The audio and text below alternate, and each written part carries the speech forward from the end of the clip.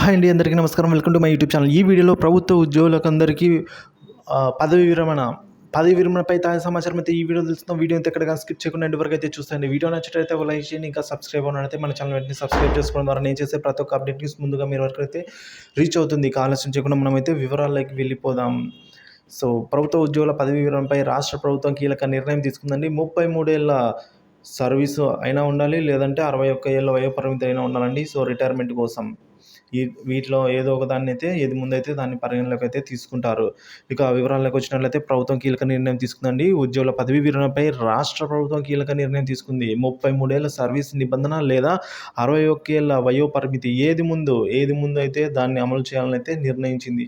ఎన్నికల కోడ్ ముగుస్తూనే ఈ పద్ధతిని అయితే అమల్లోకి తీసుకురానుందండి. గత ప్రభుత్వం ఉద్యోగ విరమణ వయసును 58 సంవత్సరాల నుంచి 61 సంవత్సరాలకైతే పెంచిన పెంచిన మనకు తెలిసిందే.